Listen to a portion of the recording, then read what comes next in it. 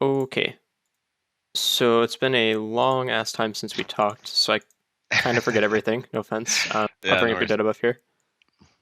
Okay. Is there anything like specific that you want to look at today, or? We can figure out which games we want to look at, but I think overall, um, my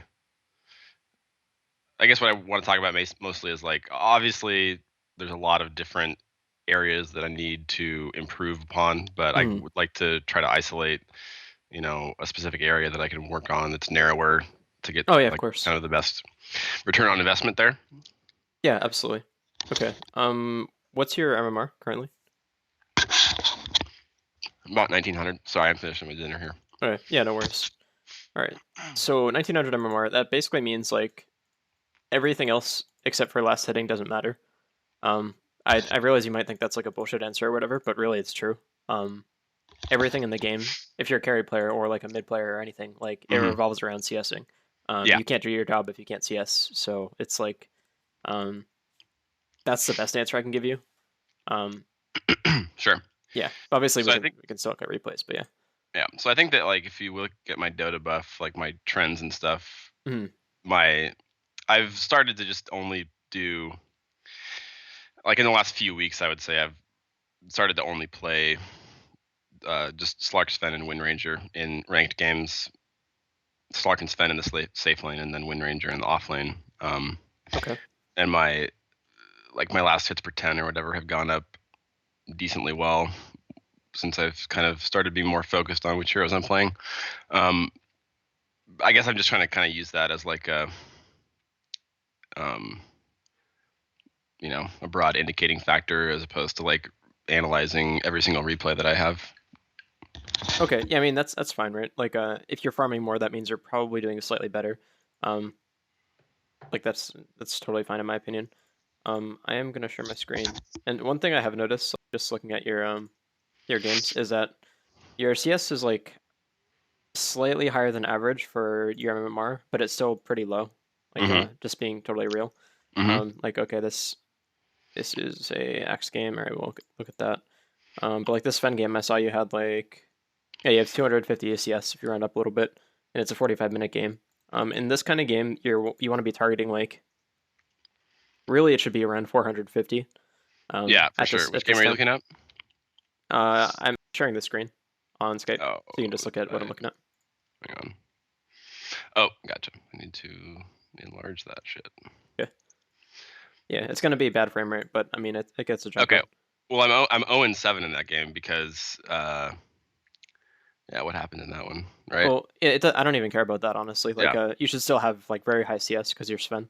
Okay. The only games that you should have really low CS are games where you're 0 and 10, and the game also ends at like 15 minutes, because then like you Hmm. don't have a chance to get levels and farm or whatever.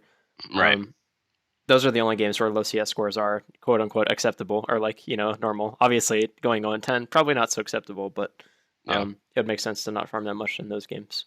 But yeah, so definitely CSing is still something that can be worked on. Sure. I'll Yeah, try for to sure. find specific examples in game for you so that we can yeah, we can improve that. But yeah, that's my number one tip. I mean, like it sounds so like cliche and arbitrary or whatever, but it's important. Yeah, and I do the last hit challenge, Mhm. several times a week. Um, I'm starting to adjust my like builds on Windranger to try to be a little. I just feel like with Windranger specifically, I have a really hard time getting high CS unless I get a Maelstrom. Mhm. Well, Um, that's there's a couple of reasons for that. One, Windranger is just not good at farming in general. She's right. really hard. Like it takes a skilled player to keep up and farm on her. And also she's a shit offlaner, to be frank. It's just not a very good role for her. Hmm. Um, Okay. it's okay if you're significantly better than who you're playing against, but that's not. I don't teach that kind of Dota style. I like consistent stuff that you can use in every game. So I mean that's pretty arbitrary. You can play whatever you want, honestly, but she is kind of like iffy in the offlane. Okay. Okay, I haven't so started like yeah. I like the hero. I haven't really started studying the mid role at all yet. So okay, um, yeah, I've just been a little more comfortable either even in solo or dual offlane okay, with her. But yeah, that's fine. I do recommend switching to a different hero like Tidehunter or something, but it's okay. That's not really that important. Okay, so why don't we jump into a game? Do you have anyone in particular that you want to watch?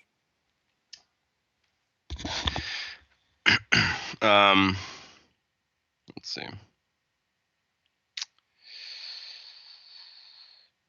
Trying to think which one would be the best.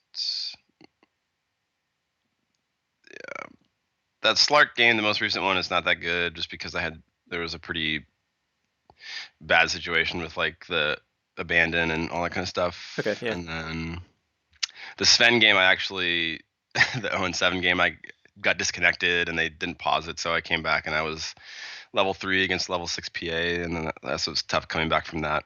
So that's maybe not the best example. What else was recent on there? I think maybe like, I don't know. I mean, I enjoy playing Windranger, so I would be interested in learning more about the offlane. I mean, Okay. I think at this MMR, like Yeah, no, she's just as good as any other hero in the offlane, right? yeah, no. She, if anything, she is good because your opponents are bad. Um, so it's totally fine to play her. So we can look at a loss. So Like maybe like, this one looks interesting. yeah. Like you're 5-1 and you still lost. So this is probably a good one to learn from, honestly. Yeah, let's take a look at that one. That sounds good. Okay. So you're laning against Rasta Luna, presumably with Enigma jungle. Yeah, it should be fine. Right. See.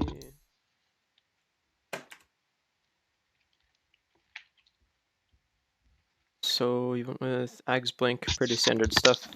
I think this is a bad build from. I didn't get a Maelstrom in this game. Looks good to me. I mean, Maelstrom is good, but it really depends. Like they have a lot of nukers. Like they have Luna and Shadow Shaman, and Bloodseeker, Enigma. All those heroes do a lot of magic damage. So it's good to have a lot of HP from the Aghanim's. Sure. You can go Blink Maelstrom, and that, yes, you do farm faster, but you have to be really careful. I'd say going Maelstrom is good when you're against like PL or illusion-based heroes or something like that, or heroes with a lot of summons. I feel like when I play her, I can't. Like I just can't even really farm very fast at all. I don't know. I guess maybe that's probably just a crutch, being so low. Like because Slark and Sven all have Dark Pact plus Cleave makes it pretty easy to farm. Yeah, the hero doesn't have any innate like flash farming ability, and that's just the weakness of a hero. So it's not like you're not supposed to be able to farm as fast as Sven. And Maelstrom won't help you do that either. Like it'll make you farm faster. Don't get me wrong, but really like what that says is that you're not at a point where you're advanced. You don't understand like efficiency and like moving around the map and farming patterns and all that, which is fine. Like you're not supposed to understand that. And I'm not trying to be patronizing either. That might sound really like dickish or something, but that's that's me being real. But really, it comes down to like how you're moving around and like where you're choosing to go. But I mean, Windranger as a hero though is not like you said, she's not built to flash farm, so right. But you still can an get item like Maelstrom makes up for part of that weakness, right? It doesn't make up for it completely, no. She's still a bad farmer. I mean, yeah, I did say it helps, right? Like, it doesn't matter though. Like, if you don't know how to farm, you don't know how to farm. Like, buying farming items is going to help a little bit, but like that's just how it is. Yeah. Okay. Well, if I'm not good at farming, then I need every little bit of help that I can get, right? Not if it's going to lose you the game. Like, if you need to buy HP and you're going to like lose because so because the Maelstrom isn't giving you what you need. Yes. So let's say, okay, so if you get hit by any of these guys' spells or any CCs here, you're gonna die guaranteed. Whereas like that's not necessarily true if you get an axe because you have extra HP. So basically what I'm trying to say is like, yes, Maelstrom is good for farming. That's great item. It's good on Windranger in a lot of games, but it's not an every game kind of item because like there are games like this where you have 5 nukers on the enemy team and you need to get HP. And if you don't get HP, you can't really carry the game as well because like you can't survive fights, you can't survive ganks, all that stuff. That's what I'm trying to say. It's like, yes, it does shore up a weakness in one area, but if it doesn't like shore up the specific weakness, or it doesn't shore up the specific area that you're weak to in that game, then it doesn't matter. Like, who cares? Okay. Okay. Yeah, I get that. I feel like that's hard for me to balance against like the other kind of the flip side of the coin, which is that like at this low MMR, like it doesn't really matter even what hero you're playing or what like matchup you're in lane. Like if you can farm well, then you can carry the game and you can win. Yeah, that's true. Like that's kind of the other like ideology, I right? mean, At a low MMR. yeah, that's true. I don't think that going Maelstrom is a good way to deal with that, though. I think learning how to farm is a Okay, better way. gotcha. Okay, cool. I get that. Yeah. That being said, none of this even matters because like builds barely matter at all. In a lot of games, like at this low MMR anyway. So like let's move on. This is like kind of silly. But yeah, basically you can go Aghanims or Maelstrom. It probably won't affect the outcome of the game too much. Okay. Until later. Okay. So first thing I have an issue with is the Null Talisman start. It's like it's okay. It's a good item, but I like starting with a lot of regen when I'm offlane. Like just because like okay, think about it this way. If you start with Tango and Salve and maybe like Ring of Protection and 2 branches or something, or like Circlet 2 branches and a Fairy Fire or something like that, you're gonna have an or a regen advantage on the support that you're laning against. In most games, it's like if I were to look at this enemy team, just at their heroes, I would say Rasta Luna is going bottom. Okay, so Rasta's not a great trader. He's okay. He has very low armor, but he has pretty high damage with his nuke and stuff. Yeah. So, and I also know that most supports don't buy Tango Salve. They only buy like 1 set of Tangos, maybe 2, but they're pulling a lot. So, like, basically, when you're playing an offlaner like Windranger who is built to harass and trade with the support, you want to buy at least Tango Salve, and that way you can like actively trade with them, get a regen advantage on them, and like push them out of lane, so to speak. Got it. Okay. And I'll say that I recently have, or in other games other than this one, I've played around with getting like Basilius earlier, and not starting with the Null Talisman just because I kind of felt like I wanted a little more mana regen to be able to power shot a little more often, that kind of stuff. Bastia is good, yeah. I would say the mana is not as good as you think it is, but the damage is really nice. I think it's worth getting. Okay. Personally. Okay. Like I like it on offlane Windranger if I were to play it. Then obviously not getting the Null Talisman right away that lets you get more regen. So yeah, it's pretty important. Also, having a salve just means like okay, if you get shackled by Rasa and then nuked by Luna, they hit you a bunch. You get really low HP, but survive. You can just salve and you'll be back in the lane. Yeah, and when I play safe line, I always get to either 8 tangos or tango salve. Yep, it's good. Good. Okay, I wish I could tell here where pause ends. Yeah. There we go. Okay. You start off going for the rune, you block. Okay, so you pudge Windranger dual lane. Okay. I don't really know what, I was trying to keep an eye out for where that Enigma was. Okay. So it looks like he's laning, which is really odd. Yeah, this is a pretty weird lane. And then we have bounty hunters here too, so. Yeah. So the first thing that I want to say is you missed like 3 CS already. I'm not going to nitpick this every time. I'm just saying like that already is a huge indicator to me. Because this was like, you're laning against nobody here. If anything, Pudge is like, maybe he's pressuring you a little bit, but... the Pudge is, swinging in those last hits too, so I'm trying to like... but yeah, I get it. Yeah, either way, it's a pretty big deal. Like right there, you had no contest, or nobody was contesting it. So that alone tells me a lot. It could just be a fluke, but more than likely it's just like, yeah, it's something I'm working on, so. Yeah, that's good. Okay. What is this movement here? Like, what was your plan here? Going outside. Right. I think I saw Seeker or Enigma go out there, so I was trying to just keep an eye on how they're moving. Okay. Because I figured I could still get that melee or that that range creep, but yeah, I was contested by my own teammate there. So. Okay, that's fine.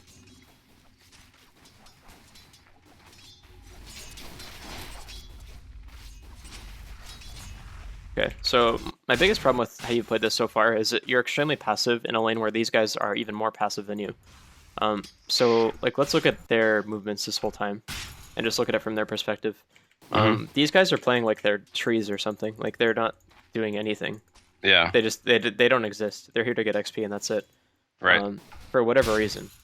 And they also have like if you look at their abilities, okay, the worst thing this guy could do to you is like either summon demonic conversions and hit you with them, or Malefice you, and either one is shit. Like it's not going to do anything. Right. The worst thing this guy could do to you is like Blood Rite under your feet or something, which again is like if it hits, it does a lot of damage, but pretty easy to dodge. Yeah. So you don't have to be afraid of these guys at all. Like, the scariest thing in this lane are the creeps, actually. So as long as you're not going to take creep aggro, you should be hitting these guys.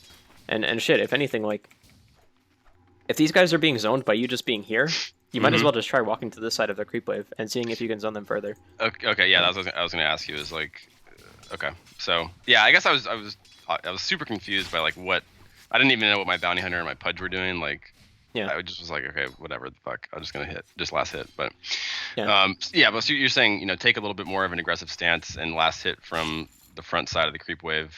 Obviously, no, I can't do it now because we're moved down. Yeah, you can't just go into the tower. But yeah, if these guys are just like being really passive and they also don't have any ways to kill you, that's really important. Just be aggressive. Like that's what your hero does, is you punish like weakness in lane. She has incredibly high damage, incredibly high range, so like you're really good at that. Don't be afraid of them if they're just doing this. Like you have no reason to be.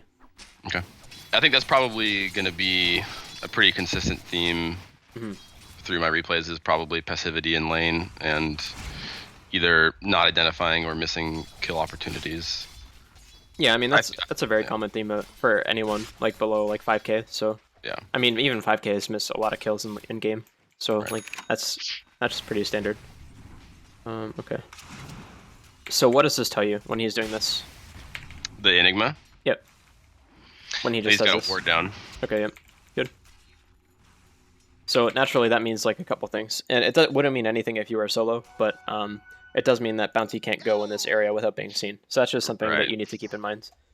It probably won't affect anything at all, but it is something that like you should think about.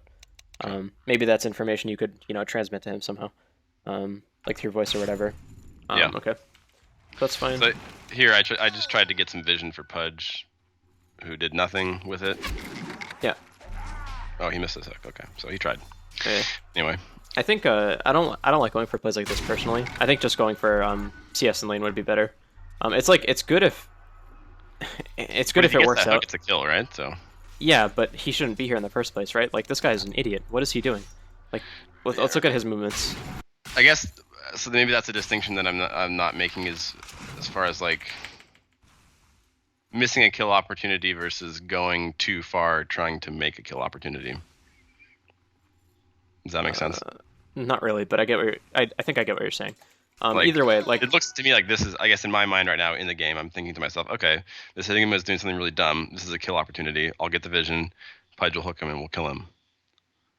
The sacrifice I'm making obviously is that I'm missing CS back there, but yeah, and it would pay off if you get this kill, but this only works if this guy does like multiple dumb things. So first thing dumb thing that he's all right. The first dumb thing that he's doing is like he's not jungling as Enigma, which you've already ruled out hit that possibility for whatever reason. Like he's laning for whatever, like God knows what. So that doesn't matter. We can put that to the side. Second dumb thing that he does is he leaves the lane and he just goes into the jungle and walks up here and tries to do this. He was dewarding, which is fine, but I think he didn't block the camp. That's fine. But yeah, either way, he was going off alone against a bounty pudge, which is that's mistake number 2. Mistake number 3 is sitting here instead of just running away. Like he should not be here. If this I don't know why he ran to the right. Yeah. Yeah, and that's really dumb. Like there's no reason at all for him to be here. He's not getting any CS. He's not like going towards the jungle. He's just sitting here waiting to die. And you also have no vision of this before you go for this, so that's also an important thing to keep in mind. Then the fourth and final dumb thing that he does is he walks up to the right. Like what is he doing? There's so many things that this guy is doing wrong that like this should not. Okay, so let's see what like prompted you to do this. Like you saw Enigma run in here. This, when you see him run this way, this should not prompt you to think that okay, Enigma is going to move here. Yeah, it should prompt you to be like, okay, Enigma's pushed out of lane. This is over. Yeah. Okay. It's like I get that. Yeah, this is a really low percentage play, and it's multiple misplays have to happen in order for this to work out on his end, which is like that's fine if you're in a situation where like okay, we need like a miracle to happen, and we need like somebody to make a mistake, but it's 2 minutes in, nobody's died yet. Like you're not in a position where you need to like make stuff happen. Yeah. Definitely take a more controlled, safer like approach in lane. Don't go for like the crazy kills. If you know that you can get the kill 100%, and you know like specifically which abilities need to be cast in which order, and what needs to happen, who needs to position where, then that's fine. That's totally different. But this is like it's kind of a shot in the dark, and this guy you need to rely on this guy making a lot of mistakes beforehand. Yeah, I got them. So that's something to think about, like not just in this game, and like pretty much every game is like, okay, what are the chances of this working out? I don't think so.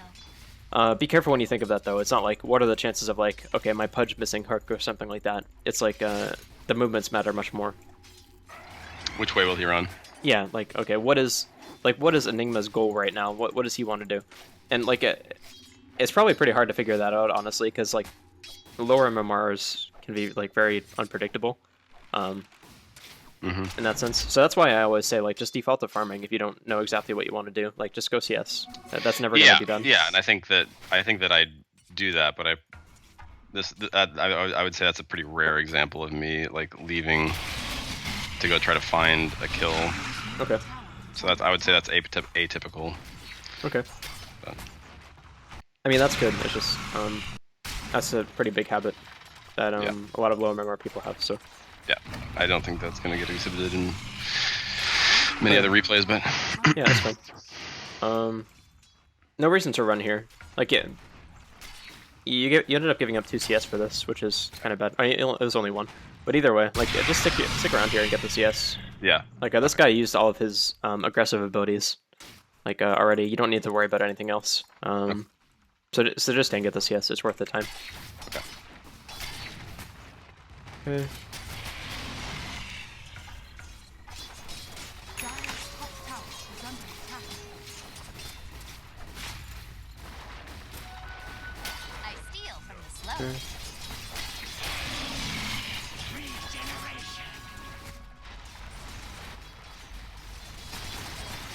Can you bring up the last hits? Sure. Just for my own curiosity. Yeah. That's okay. That's funny. I mean, I'm more amused by how low Luna and TA are. But... I mean, you're just pretty low too. I mean, you're in an uncontested lane pretty much, so I mean. Yeah. Okay. I'm being contested more by Pudge than by Bounty Hunter. Yeah, like I don't know, whatever. Okay. So. I think so. More. I mean, I guess more than the CS here. Like I should be just trying to walk up and hit the Bounty Hunter, or excuse me, the Bloodseeker more often. Yeah, pretty much. I mean, it's like Bloodseeker is like kind of a bad example because he can regen so fucking much, and he's like almost impossible to push out of lane at a certain point. Yeah, and I think maybe that was why I wasn't super worried about like trying to power shot him a bunch or even. You don't power shot him. Like that's not something you do. Okay. In a lot of cases, anyway, unless you're mid, but that's totally different. So don't worry about that. Okay. You just hit him. Like yeah. His ability to regen is centered around the fact. He can get +6. Yeah, it's centered around that, right? Like if he doesn't get last hits, then he doesn't get regen. Yeah. So if you're a better player, then you can deny him a lot of regen in that sense, and then the harass pays off. It's still worth it to like if you don't give up any CS to harass, then you're literally losing nothing. So you might as well do it anyway. Right. If anything, it's just pressure on him.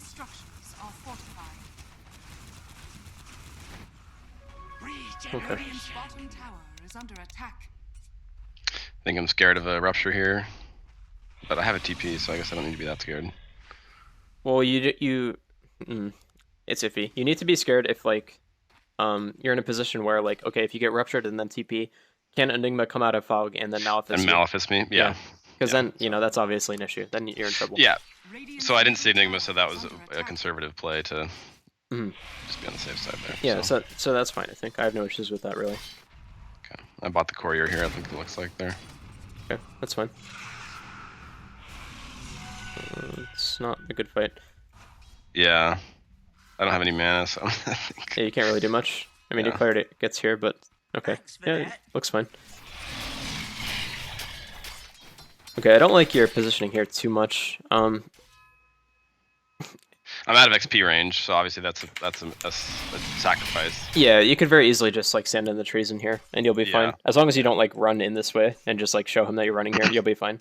Just like take this route here, and then you can get some XP, right? So that's the point of being an offlaner. Yeah. So that would be recommendation there. Okay.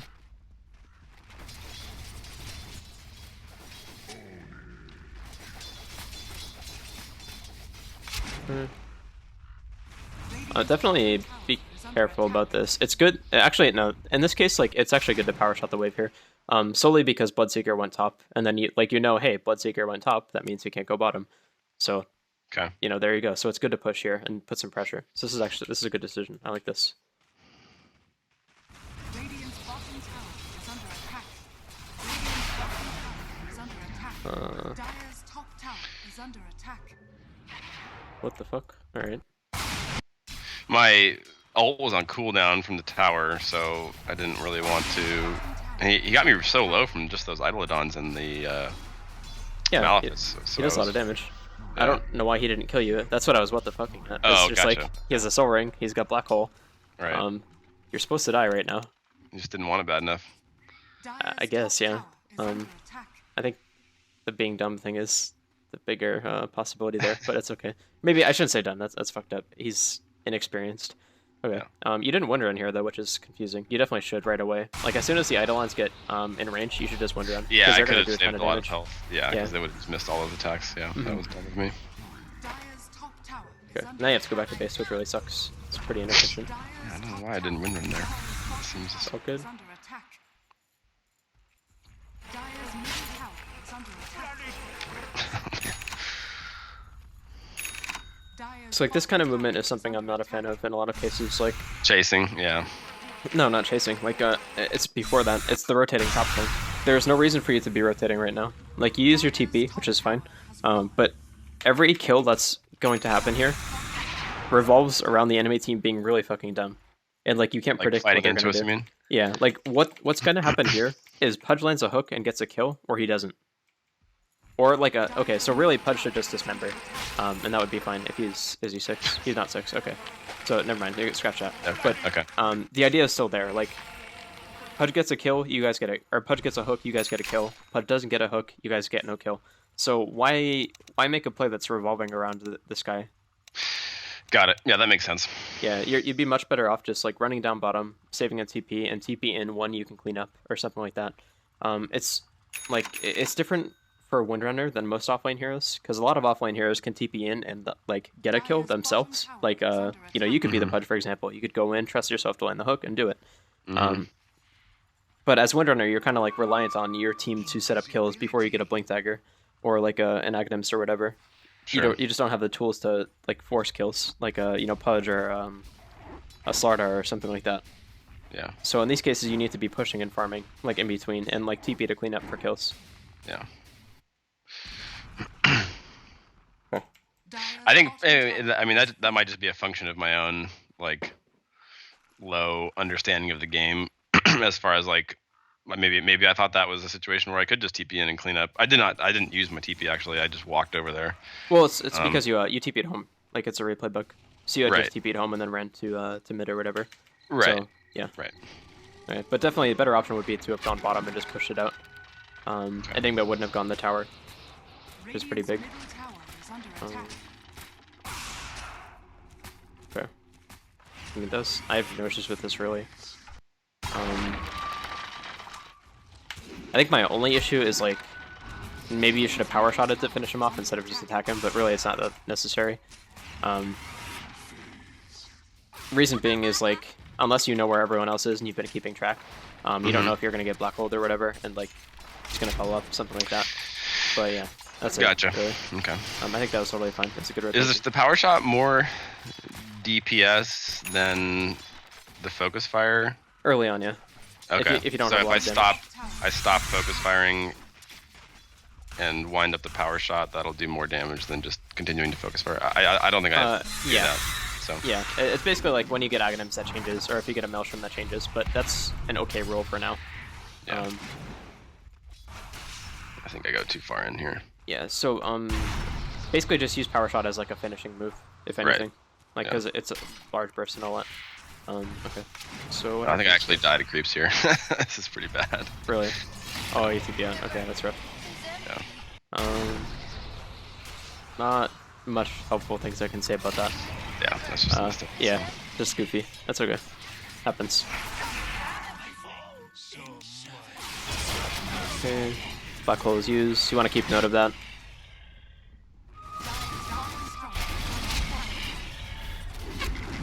Okay, that was a good shackle.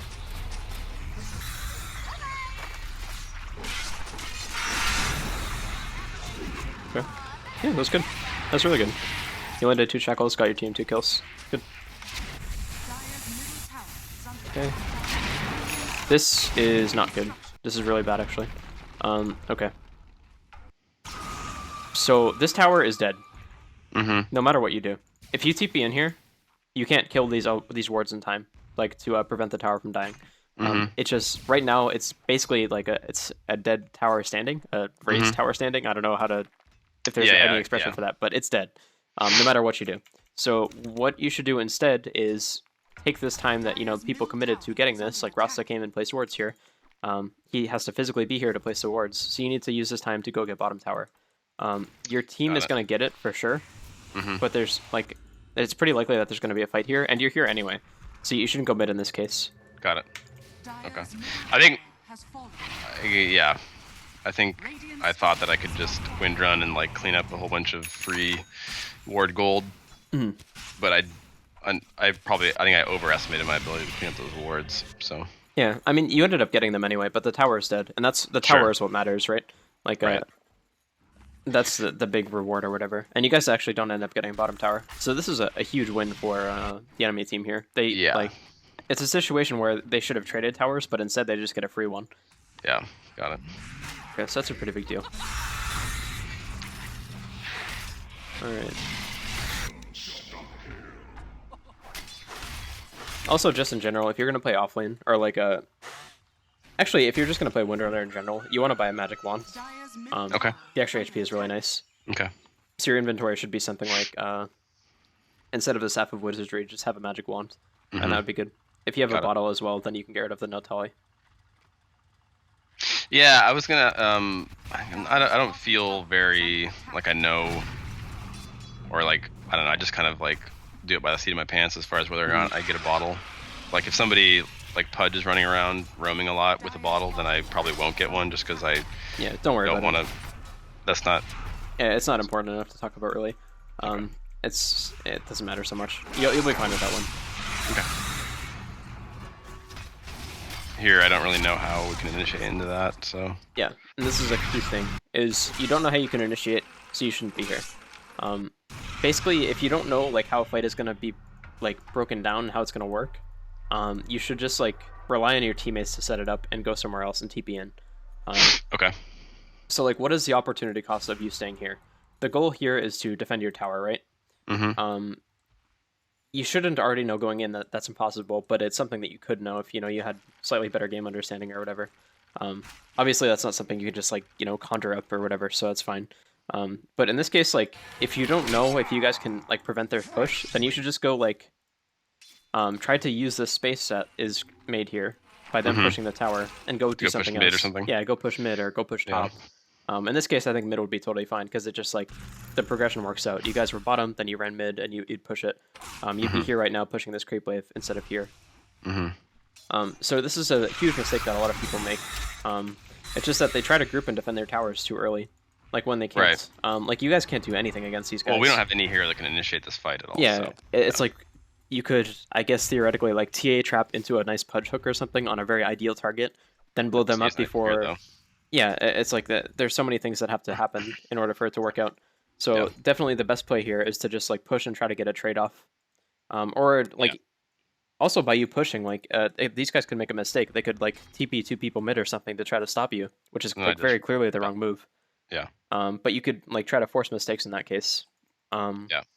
Okay, I shouldn't say that. You may force a mistake in that case. You shouldn't try to. Don't worry about trying that. Just but there's no loss for me if I'm there and somebody doesn't TP, then I get the tower. Right. Yeah. Exactly. Yeah. Got it. Okay. Yeah. So that's definitely important.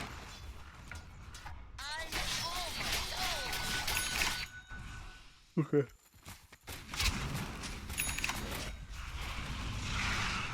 So now this is kind of the time in the game where I usually feel on Windranger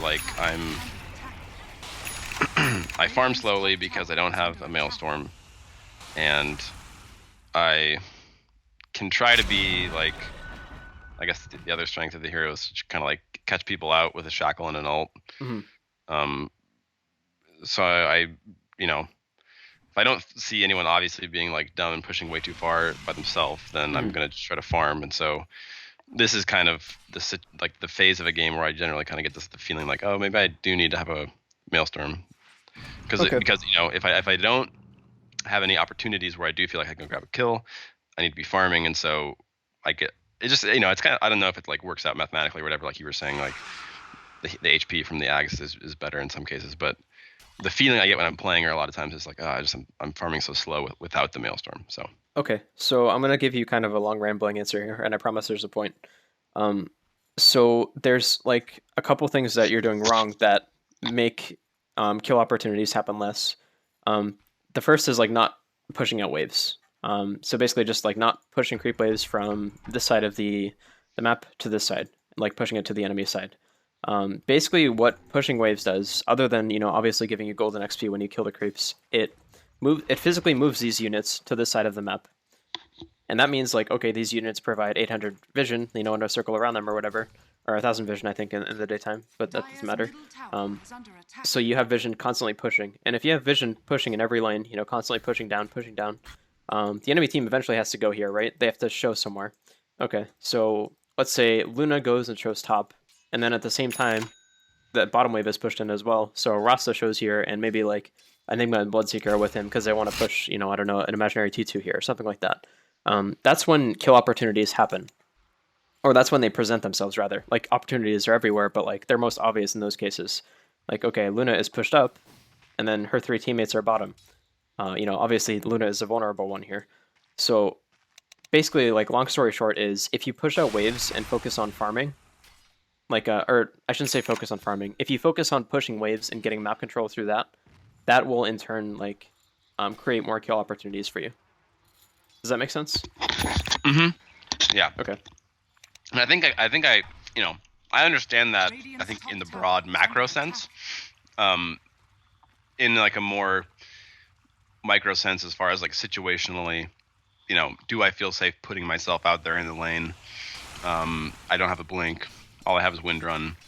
Like, do I feel safe exposing myself out in the lane past our, yeah, river, that's whatever? That's so a skill that's acquired. Right. It's just like you can only learn that by falling on your face a bunch of times. Key things to think about are like, okay, what combination of enemy spells and heroes can kill me? If I get shackled, do I die? If I get shackled when Rasta's alone, do I die? Can Bloodseeker plus Rasta kill me? In this game, I think you're in the unfortunate situation of Rasta plus any other hero, you die. Can kill me, yeah, for sure. Yeah, assuming they get a spell off. Like, right. You have a lot of distance to work with because Rasta can't just like blink on you and kill you. Right. But if they get a spell off, you're dead, guaranteed. So yeah, I guess like the worst combination possible is like Rasta Bloodseeker, because they could rupture you, and then that would give Rasta time to run at you or whatever. Sure. TP out. Yeah. So you need to think about that, and basically like, you need to wait for opportunities where like you see somebody show on the map or whatever. Like, let's say Rasta shows on the map or Bloodseeker shows somewhere, that you can go to the opposite side of the map and push that. Right. There's unfortunately no way to teach this without like going super ham and like coaching every day or whatever, which I don't think is viable by any means. Definitely something that's much easier to learn. So it really is just something that like you have to think about constantly while you're playing. Is like try to get a sense of what's going on like under the fog of war. Yeah. Okay. Yeah. So I guess now I kind of feel like we're slipping down the slope of like just talking about every single thing that is important to think about during a game, which yeah, so I guess kind of I don't know job. if it'd be a good time to do a different game where I mean no, it wouldn't be bad. It would just continues where I'm okay, struggling to balance my farming versus either grouping or defending, and I guess I would feel like I'm moderately successful but not very successful in this game. Okay, that's fine. I guess no, but we can watch a different game. That's cool. That's probably a good idea, honestly. Key things to take away from this game are like, if your opponents are just gonna like bend over and like offer you up, whatever they want, free farm. Just kind of take it. There's no reason not to. Like, you got to be careful and like watch out for kill opportunities on their part, but don't let this guy just like sit back here and like zone himself. Like, you want to actively partake in that if possible. Got it. Okay. Okay, and then there's the pushing and all that, but that's not really worth revealing. Okay. How much longer is this game? I think it's Too late. I think it was like That's fine. 15 minutes max, something like that. Yeah. Okay. From there, you guys probably just get smashed. Well, they just push us 5, and we just can't fight into them ever. So Yeah. So what you do in those kind of games is you just like go and try to split push. When you get an axe, you can basically like trade towers in a lot of cases. Yeah, absolutely. Would It's that be a just scary. game where they have that super strong 5-man, and my team can't really fight into them? That I could maybe just get like a boots of travel on Windranger. I would say just blink is fine. Okay. You still want like okay. So when I say split push, like yes, the split pushing thing is important, but you also want to be able to do Windranger things and just like blink on somebody and kill them. Yeah, absolutely. Yeah. Especially with the thing we talked about, where like when you split push, you create opportunities for yourself to kill people, like through vision and all that sort of thing and pressure. Yeah. So definitely still go with like blink and all that. Maybe you can get bots as like a 4th item or something. That'd be fine. But Yeah, that's what I was saying. I wasn't saying as a replacement for blink. Okay. Yeah, no, Yeah. you could get bots 4th or whatever. That's fine. Okay. Yeah, I don't think I would ever play Windranger without blink. So that, I don't know. Is it useful to go? I mean, I think like wins are just as useful where I can. No, try there, to- absolutely, I don't know. absolutely. It's any game that you think like you don't know exactly how to play or whatever. Those are the best. I don't remember that Slark game or those 2 Sven games below that. I don't remember them very well either. So Okay. maybe we could just open up the match real fast and glance at it. Sure. Might be easier for you to look at it yourself too. That way, you're not like. Oh yeah, sorry, that's cool. No, it's okay. I had it full screen, so I was just like, Yeah, no, I do the same thing all the time. letting you drive. Okay. All right. So I think 250 that one- CS.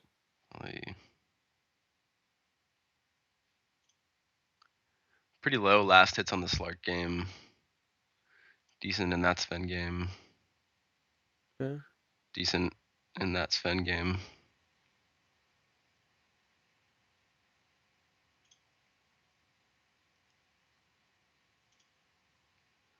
It might be useful to talk a little bit about itemization on Sven. Okay. Or yeah, like the last hits seem pretty low on that Slark game for the length of the game there. Well, I guess what, 37 minutes? Yeah, that's pretty low, right? 200 last hits. So Yeah, that's quite low. Well, it's Yeah. not quite low. It's actually like high for UMMR, but it's still low. It's below par. yeah. Okay, so that Slark game maybe would be good.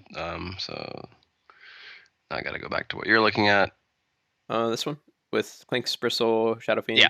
Okay. Mhm. Holy shit, you built a lot of attack speed. Okay. That's not Shit. horrible. Okay. All right, so there's a couple things you need to look out for as Sark. The first is like instant CC. This team has none of that, so you're good there. Like the only instant thing they have is like chains, which don't matter. You don't care about those. Okay, second thing is bursts. They have a shit ton of burst on every hero pretty much, except for Witch Doctor and Ember. Ember gets it later, but yeah. So basically what that means is if you get stunned, you still can die. You can die in a cast duration stun, which is really scary. But you know, if you time your spells properly, it doesn't matter. Basically, this is a good Slark game just because of that. Like they don't have too many ways to kill you. Yeah.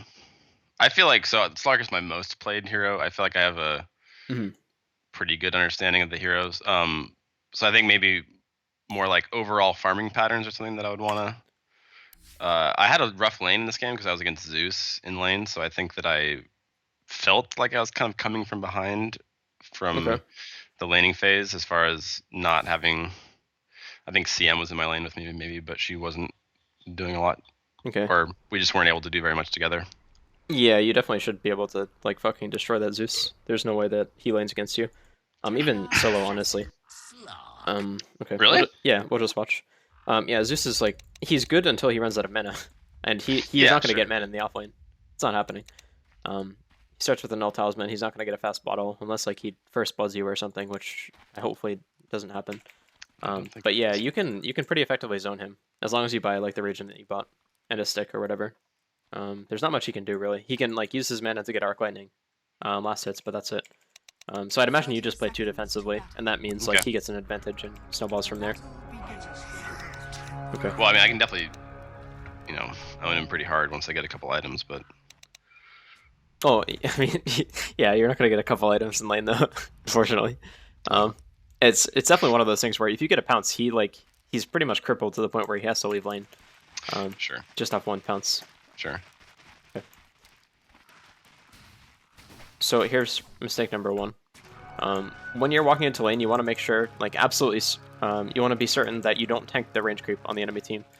Did I get in this one? Yeah, you do. This can never happen. Oh, because they let the Yeah, this can never, ever happen. I think I this wasn't fucks looking you. far enough ahead there, but yeah, I know. Yeah. I know what that means. This completely fucks you, so definitely don't do that. Yeah. Always be very vigilant about that. Okay, so that means like these guys get a ton of XP, which sucks.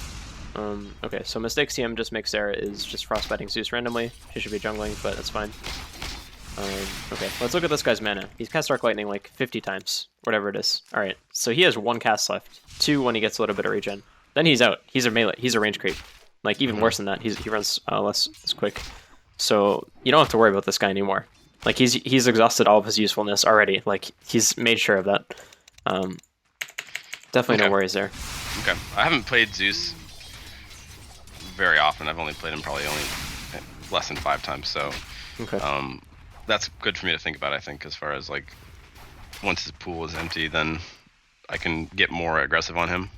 Yeah, absolutely. Like he's very shitty. His base stats are really, really bad, and most importantly, he's very slow. So Yeah. Okay. I mean, obviously, you can't just go ham on him when Ursa's here because Ursa does a lot of damage. But yeah. Yeah. Okay. So you're definitely being much too passive here. Do you know how to do the creep aggro trick? Yeah. Okay. Because that's I feel something like you should be doing here. it's like I always have to walk up way closer than I think I do to get it, but I mean, the only way to deal with that is to practice it, right? Yeah. Like in a custom game or whatever. But yeah, you just did it there, which is good. And do I want to try to do it twice in a row there to get them all the way back into my tower, or You don't have to. This is totally fine. You're just like there's only 2 creeps on my side that are left, so yeah, you don't have to do it. Like in this case, you're zoning yourself for no reason. You're the Bloodseeker from last game. Like the only thing you need to worry about at this point is the Ursa. So you need to make sure that you don't like get in a position where Ursa can get multiple attacks off on you. right. And also, you don't even have to worry about that so much. Like you have another key piece of information here. This guy does not have Fury Swipe skills. Like when he hits creeps, they don't have the Fury Swipes debuff on him. Oh. So what is this guy gonna do? Like he does pretty significant damage, honestly, even without it. But it's not nearly enough to like pressure you at all. Yeah. So you're That's definitely being another too big- passive here. Yeah. So that's another, I guess, weakness I would say. A checking items and maybe Yeah. It's information gathering. looking for those small things like does the creep get Fury Swipes? Yeah, no, I mean that really is just like a big overarching skill of information gathering, and that's something that improves if you actively try to improve it. Yeah. Just like shooting 3-pointers in basketball or whatever. Yeah. Okay. So definitely being way too passive here. This is a very low pressure lane if Ursa doesn't have Fury Swipes. So yeah. Okay.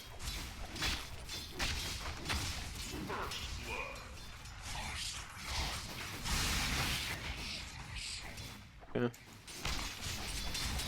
That probably actually was a decent frostbite by CM there, but I was too slow. Yeah, it wasn't bad. It's like if you know that he has no Fury Swipes in there, it would be good. Yeah. Okay. You buy a stick, that's good. I mean, you guys can kill Zeus right here. Like, he's dead. Yeah. Okay. Yeah, so I guess he's not as dead because, like, Ursa does actually, fairly significant damage. He also has mana at this point, so he has a spell. I'm still not totally convinced that, like, you need to run here, though, honestly. Yeah, well, I mean, I didn't know how much mana he had going into that fight, so I didn't know that he was empty.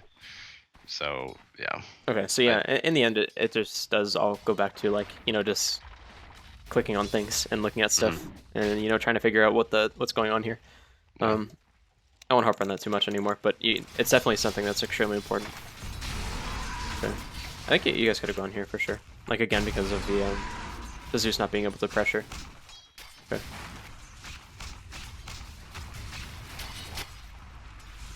Yeah, I think the way that wave was pushing, I just didn't feel confident tanking all that creep aggro, but... You had the timing, you were fine. But it's all good. No worries. Okay. Radiant's middle tower is under attack.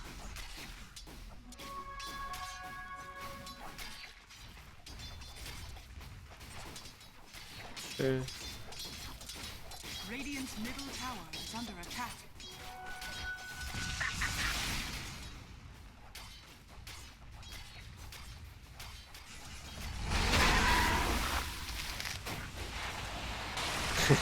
Okay. You wasted your mana a little bit there, but I mean, Yeah. it's whatever. It's kind of silly. Yeah. Not really a big deal. Okay. Radiant's top tower is under attack.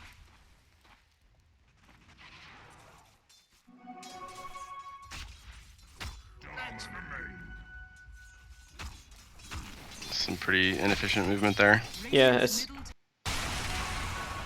I don't really know what I could say that would be helpful other than like, you should just really focus on staying in lane and getting CS. Yeah, the wave was pushed up so far. I was like, oh, maybe I'll go back and pull it, and then I missed the timing on the pull, and so then I was like, oh, should I just like do this camp or should I go back to lane? So Yeah, the way being pushed up matters. You're right, and that's good. But it doesn't matter if this guy is not going to take advantage of it, and he's already kind of demonstrated that he's not doing that. He just doesn't hit you that often, so you don't really need to worry about him too much.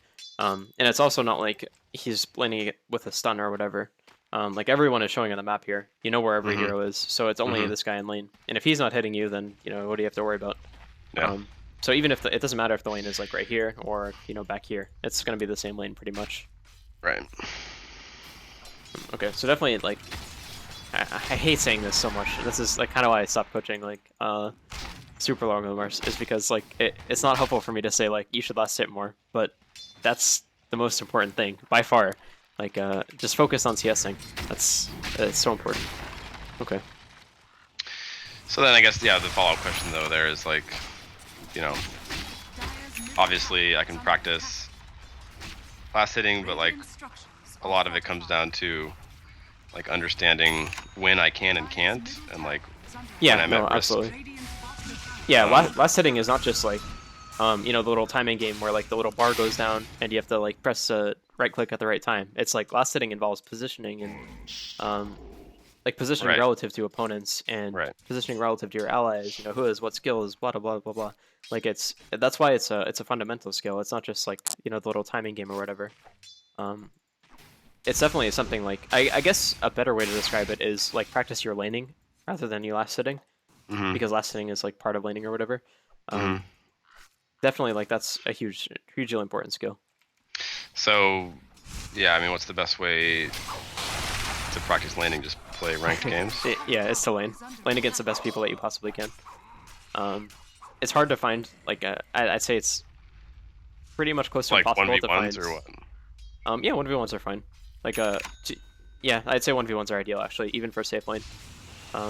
Honestly, you can just do Shadow Fiends in mid, or like Quap or Quap Puck or something, and the skills in those matchups carry over to every other matchup pretty much. Yeah, those are fine as well. Ideally, you would do it with a friend who is like, ideally much better than you. Like if you have a 7K friend, do it with him. But anyone who's like slightly higher skilled or exactly the same skill level as you is fine. Yeah, I'd say that's your best bet for practicing laning. Like this laning skill is so important that talking about other things is almost irrelevant. It like almost doesn't matter at all. Yeah, so if you have a buddy or somebody that you play with, just see if they're willing to 1v1 you for a little bit, and like you guys can bounce ideas off each other. Like, okay, how do I play this lane? Like, okay, what made you kill me there? Was it like me being out of position? Was it you using your spells really well? Was it both? Why do you have a CS lead right now? Like, what affected the equilibrium of the lane? How did that affect the lane? Yada yada. Like that's the best way to improve in this kind of sense. Okay. Yeah, I mean, I don't have anybody to do that with, so I guess I could do 1v1 practice or whatever they have. Yeah, if you do that, then you just need to be hypercritical of yourself, and like really try to analyze your mistakes. I wouldn't say you need to watch replays really of your games or the 1v1s, but definitely right after the game you want to assess like, okay, what were my mistakes that game, and try to get a little deeper than just like, oh, I missed a CS, or I missed like a CS in the opening wave or whatever. Try to look for like big conceptual thing. It's like, okay, I wasn't aggressive enough at this point because he was vulnerable, blah, blah, blah. Okay, yeah, so I mean, I guess at the stage of my development or whatever, do you feel like Radiant's bottom tower is under attack. doing those 1v1 mids Dire's middle tower is would be a better use of my time than just, Um, you know, because a ranked game has so much more, more elements to it that, you know what I mean, it's not as focused as far as like what you're actually I would working on or say, whatever. how much time per day do you have like to work with? Like usually? Right now I currently am playing maybe like 2 to 3, maybe 4 games a night, Okay, I would say 4 nights a week. okay, that's totally fine. That's more than enough. I'd say instead of playing one of those games, you should do 1v1s for like, you know, An hour. 30 minutes to an hour or so. middle tower is under I'd say Okay. that would be a really good use of your time. Okay, cool. Alright. Let's go forward then. Radiant's middle tower I haven't been paying too much attention to this, admittedly. I think if anything, we should just like jump to the end and talk about itemization. Okay, yeah, why don't we do that? Okay. I don't remember if this was like a smash or something, but yeah. I don't remember either. I don't know how. Yeah, yeah, Shadow okay. Team is doing pretty well. Okay, so I remember looking at your item build now. Okay. Let's go where there's no sound. Okay, cool. I've been playing So- around with the Echo Saber a little bit Yeah. recently. I don't really know. I used to build drums Yeah, it's every not. now and again, and so I guess I've kind of experimented with Echo Saber as a replacement for that. But Yeah, drum isn't so great anymore, unfortunately. On Sork anyway. Okay, so did you like see this in a program or something?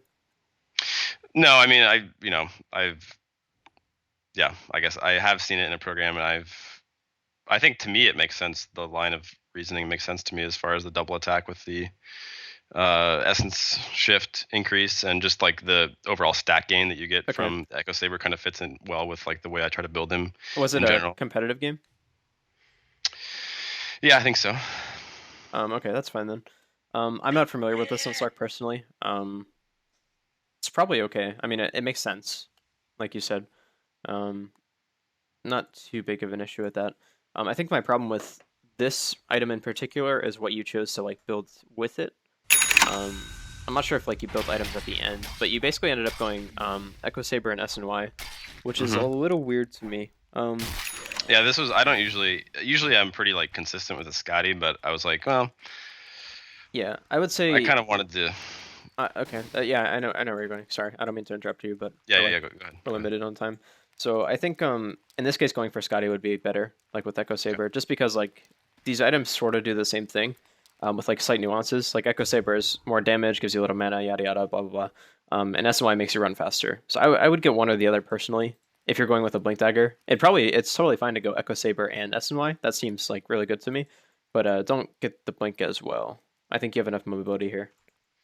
Okay. Then after this point, like if you go for Moonshard, which you ended up going for, but I'd assume that was when the game is like for basically, yeah, it's like on the last rack, so I won't talk about this. But it'd be better to go for damage or more HP at this point, rather than just attack speed. Like you have more than enough.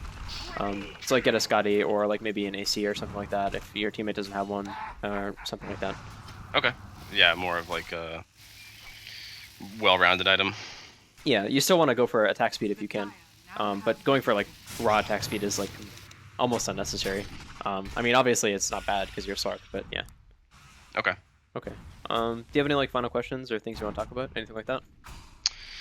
Yeah, I guess my game plan will be to do more 1v1 mid practice matches to try to like improve my laning phase in Okay. general.